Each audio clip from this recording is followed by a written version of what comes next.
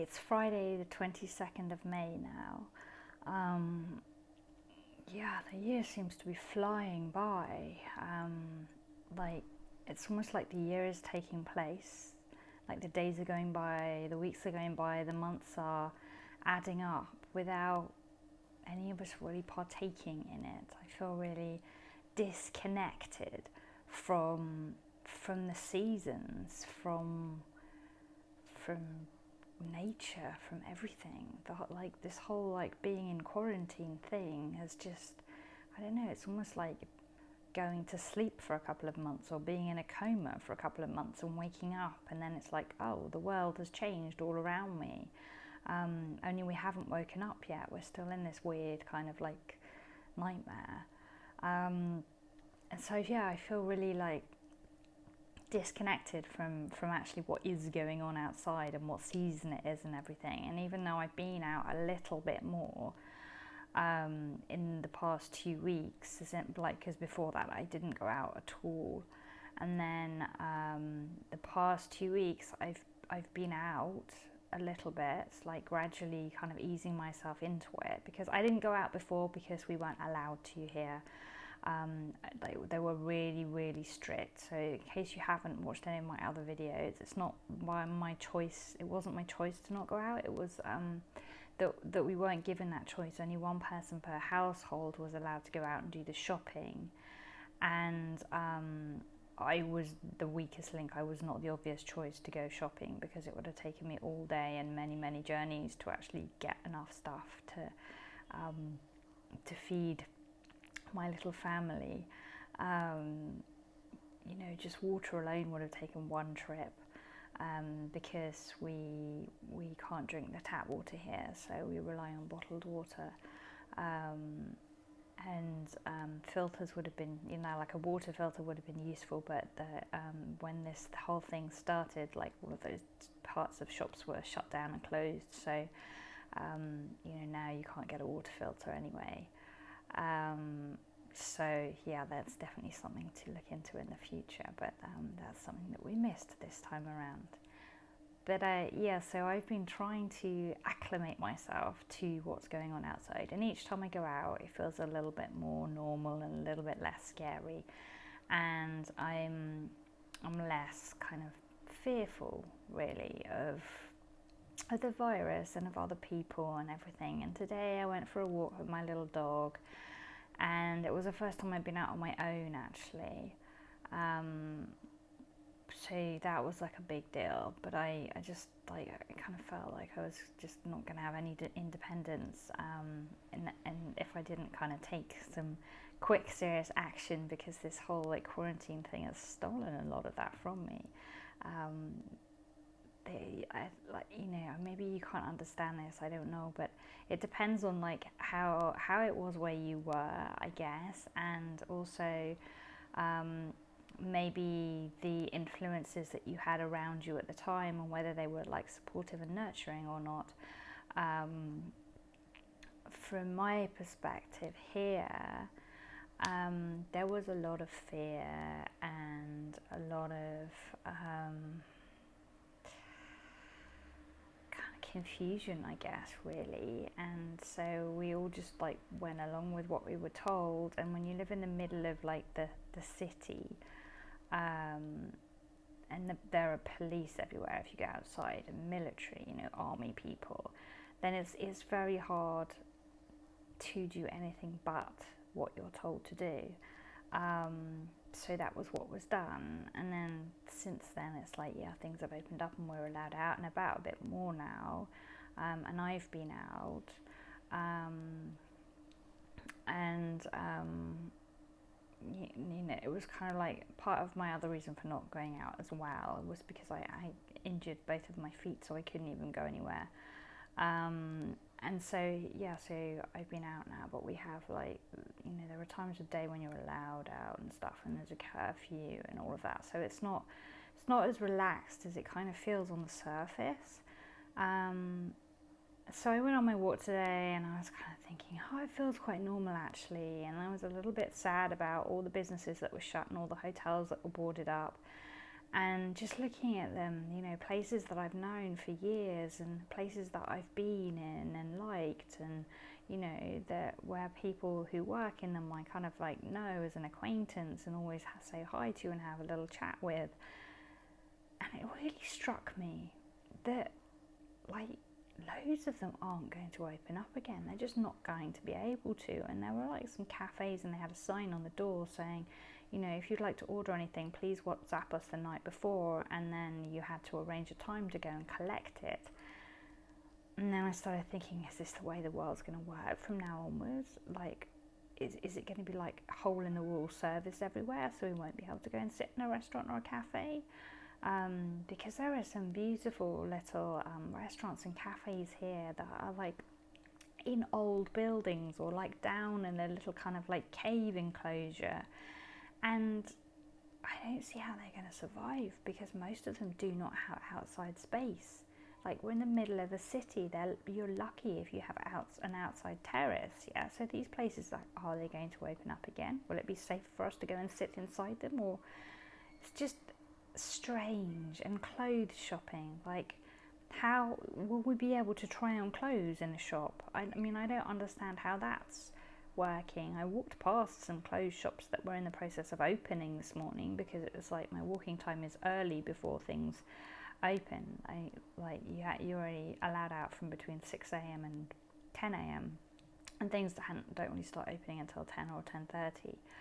And yeah, so like how are people buying clothes? Because in order to buy clothes, yeah, you have to touch them, to look at them, and then you probably want to try them on. But even if you don't try them on and you can allow for that, which I think would be really, really difficult, because how do you know if it fits you, if it suits you, if it's cut right, you know, all of those things. And like clothing nowadays is so in general cheap and cheerful that, like, you know, one size medium of a jumper will be completely different to another size medium of that identical same jumper. Like, they don't all come out the same, they're all different.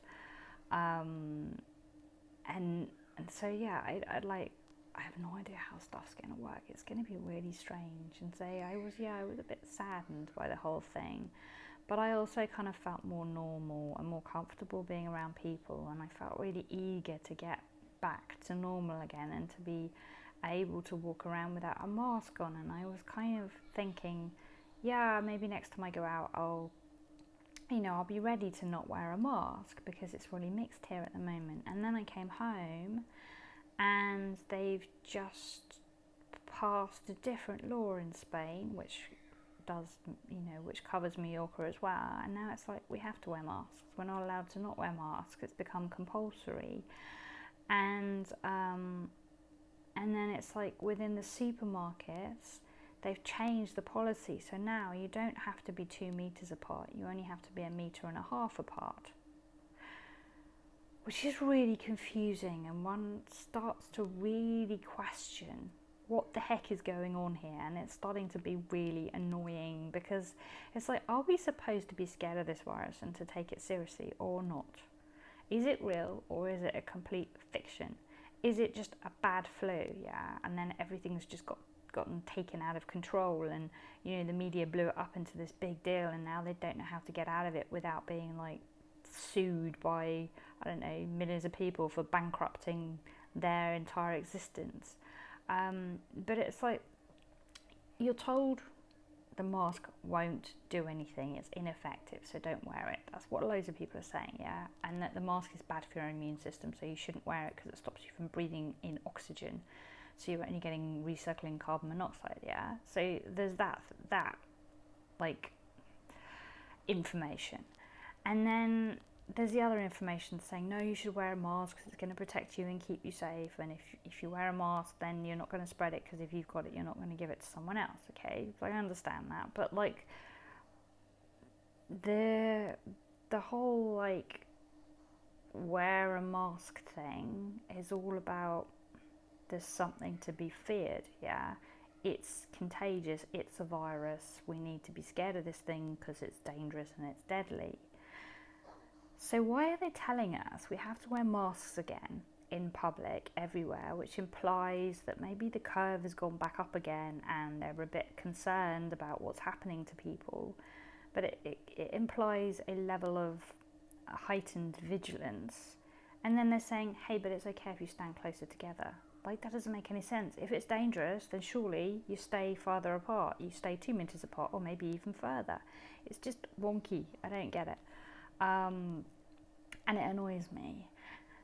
And it kind of makes me think that the whole thing is a farce. Like, we're in a play. We're actors in a play, and we're all wearing a costume, and we're being pushed around and told what to do and manipulated. And like, so if it's that dangerous, then surely we have to stay further apart. And yet they're saying, no, you can get closer together. Therefore, why do we need to be wearing a mask if it's not as dangerous? It's just confusing me. And also the whole, if the mask actually even does anything, because loads of doctors are saying that it doesn't. Like, it won't protect you. It just stops you from coughing over people. And so it limits the amount of whatever that comes out. So it's muddled, it's confused. And really, I'm wondering if maybe actually this new rule that they're passing is more about enabling more people to be in shops at the same time and more money to be made through commerce rather than the safety of the population. And that sounds really cynical. But that's where my head is this week. I'm starting to feel really, I don't know what the word is.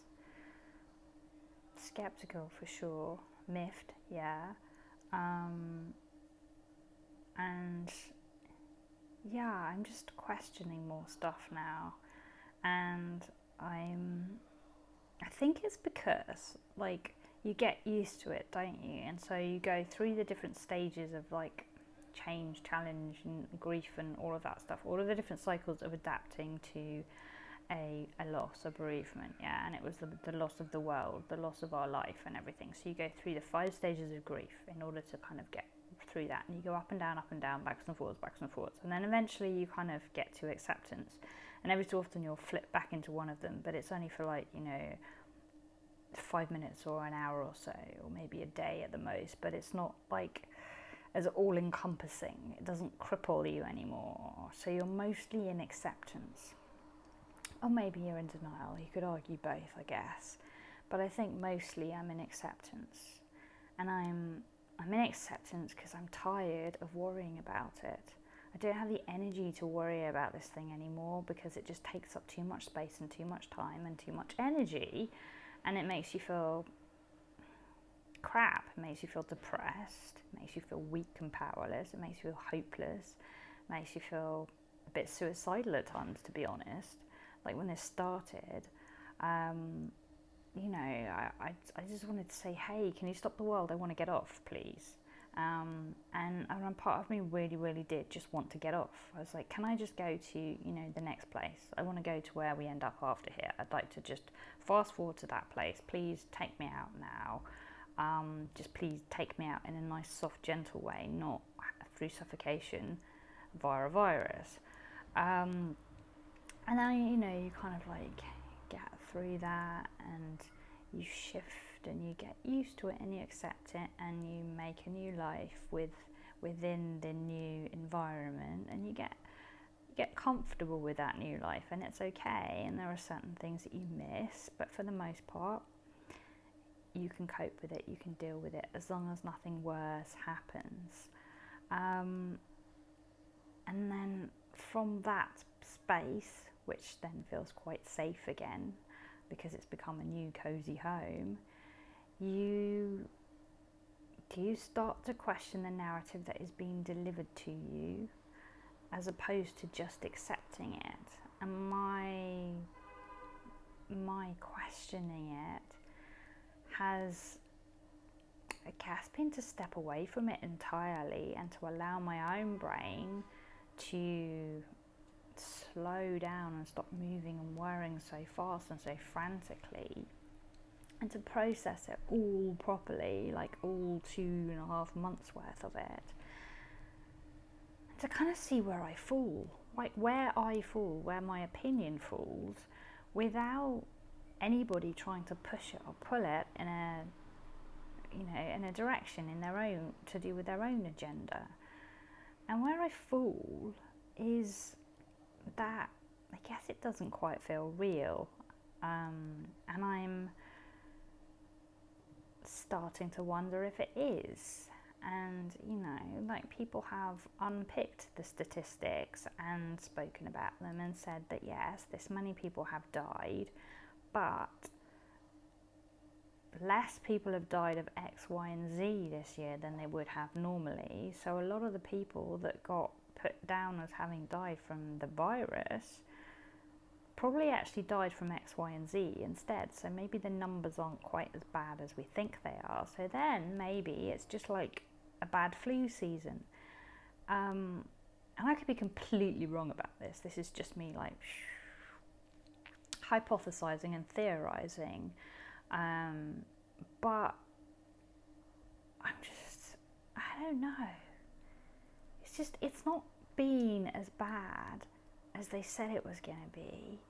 And I think, yeah, in China it was terrible and it was mental if the films that have been taken of what was going on are to be believed, because it's really hard to know nowadays what's fake and what's real on the media, and it's the stuff that goes around, especially if it's on social media, you kind of have to question it. And I was really naive and gullible at the beginning of this, and I believed everything, and I was like, shit, they're going into houses in hazmat suits and they're dragging people out kicking and screaming, and you know, like, these people are like then being taken to quarantine camps and they're not coming back again, and they're just ending up being shoved in big mass morgues and left to die.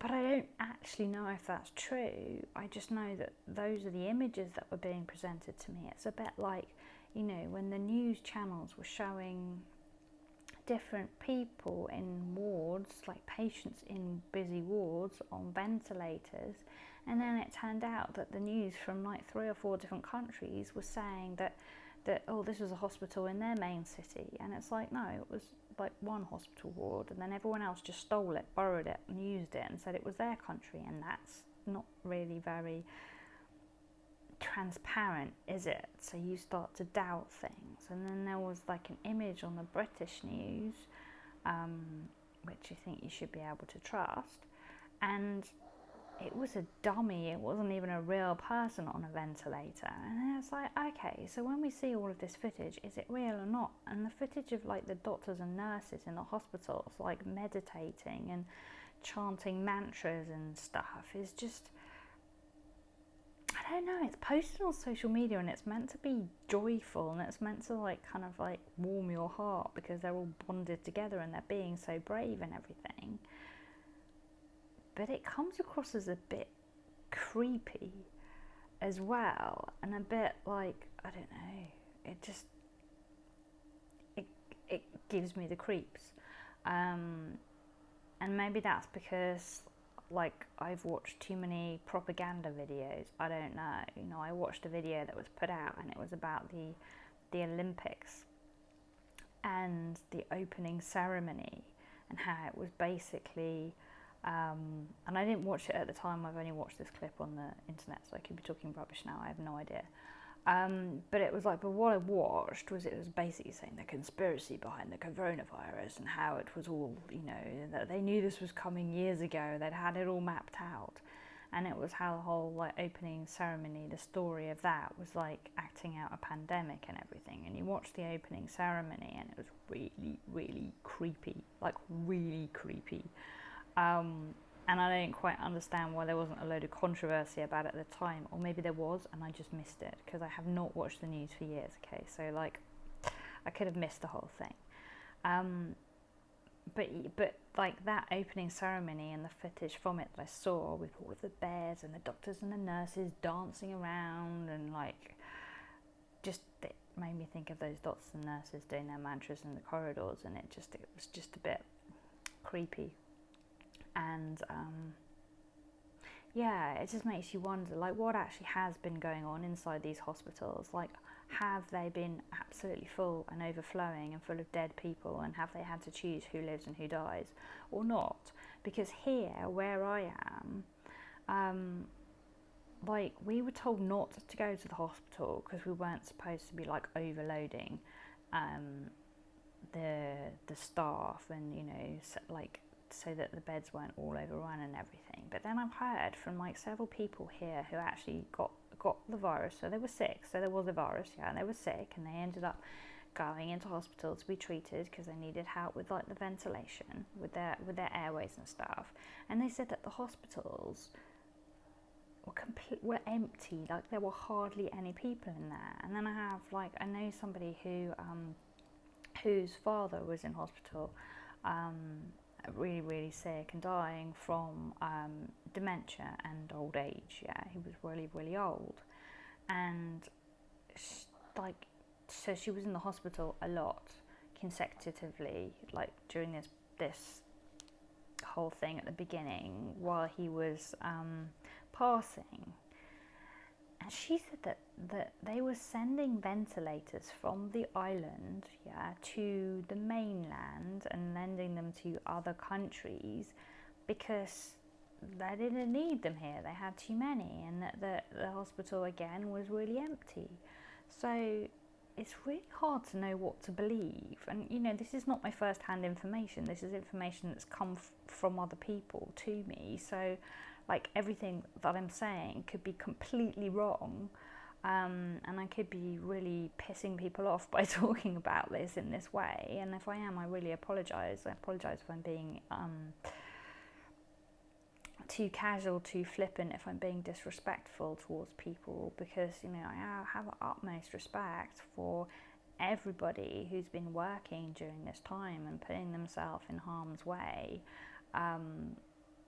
Like they are the heroes, and whether this thing is as bad as everyone's made out or not, that doesn't take away from that, diminish it in any way, because everybody has been told to believe that this is a mass pandemic and it's really scary. And so regardless of what the outcome is of this thing, the people that have been working have been risking their lives in their minds to help people. And maybe the hospitals have been really full, and there have been loads of like sick and dying people just from the virus, but maybe it's just that there's been people who were ill from normal things, and maybe it's been like normal flu each year. I don't know. Like 2 years ago there was a really bad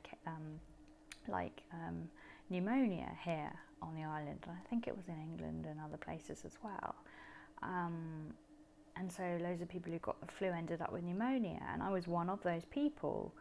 And it wasn't pleasant, and I ended up in hospital for 6 days. So like, I'm not trying to say that viruses and the flu and coronaviruses aren't bad, aren't horrible, and don't have consequences, because they do, and that pneumonia, that took 3 to 4 months of that year away from me, because I was sick with it, and then I was like recovering for a long time, and it was like I had no strength or anything. So I'm not saying that there's not a virus, or that it's not unpleasant, like seriously unpleasant if you get it. It's just like the people that died of pneumonia that season were vulnerable people already, and I am one of those vulnerable people, and I didn't die of it, but I could have. So I have massive respect for this virus, for viruses, for like every year I take, since then I've taken like heightened precautions against catching the flu. I'm like, I don't want to catch it again. And the following year, after I got the pneumonia the first time around, I was actually quite scared that winter of catching it, and I was really, really cautious. But it's like, does that warrant shutting the whole world down, in putting us all into quarantine for so long? And really, I guess what I'm really questioning and not comfortable with, and a bit angry about is not even so much that, it's just the way in which it was done. It's the heavy-handed approach that has been used, yeah. It's the fear that was out there, yeah. Like all of the adverts on the media and the narrative in the media, it was all so heavy. And I think it could have been done in a more gentle and loving way so that people weren't traumatized by it, because everybody has been traumatized by this experience to a certain extent, whether largely or not. And everybody has then had to do personal work in order to deal with that traumatization, to process that information and to discharge that grief.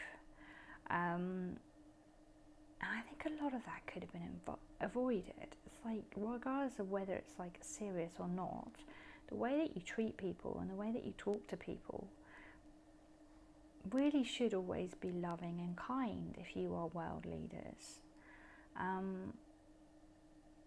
You know, what happened to love thy neighbour and do no harm and all of those, like, kind of like that whole like biblical mentality? It's like, where has that gone?